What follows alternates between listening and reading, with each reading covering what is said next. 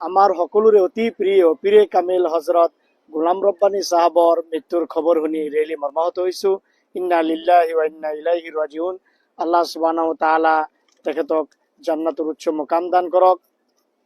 তেখেতে not only আপোনাৰ আসামৰ বাহিৰতো বা ভাৰতবৰ্ষৰ বাহিৰতো তেখেতক বহুত চাহনেৱালে হে। আমি যেতিয়া ডালু মেথিগাঁও মাদ্ৰাসাত পঢ়া শুনা কৰিছো বা পিছত যেতিয়া হায়াৰ ছেকেণ্ডেৰী পঢ়া শুনা কৰিছো নীলবাগানত হোজাই, যমুনাগাঁৱত বহুত বাৰ গৈছো, আপোনাৰ ডবকাত গৈছো, তেখেতৰ লগত বহুত বাৰ লগ কৰিছো, দোৱা লৈছো।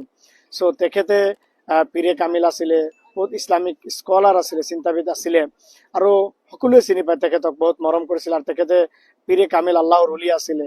চ' তেখেতৰ মৃত্যুত আমাৰ এটা অতি অপূৰণীয় ক্ষতি। চ' আল্লাহ সুবহানাহু ওয়া তাআলা তেখেতক জান্নাতৰ উচ্চ মুকাম দান কৰক, দোৱা কৰো। আৰু লগতে আল্লাহৰ ওচৰত দোৱা কৰো এনেকুৱা ডাঙৰ ডাঙৰ ইছলামিক স্কলাৰ পীৰে কামিল আমাৰ সমাজত আৰু সৃষ্টি কৰি দিয়ক। আৰু যিহেতু মই হোজাই আছিলো, মোৰ ক্লাছমেটৰ লগত বহুতবাৰ মই তেখেতৰ লগত লগো কৰিছো, লগ পাইছো, বহুত ভাল মনৰ মানুহ আছিল, দোৱা দিছে আমাক।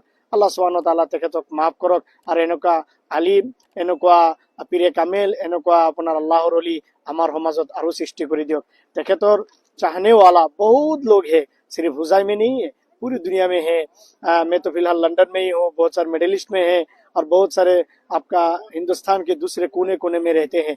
तो मैं সকলোকে বিশেষকৈ তেখেতৰ ফেমিলিলৈ মই আল্লাহ সুবহানাহু ওয়া তাআলাৰ ওচৰত দোৱা কৰিছো, আল্লাহ সুবহানাহু ওয়া তাআলা সবৰে জমিল আতা দান কৰক।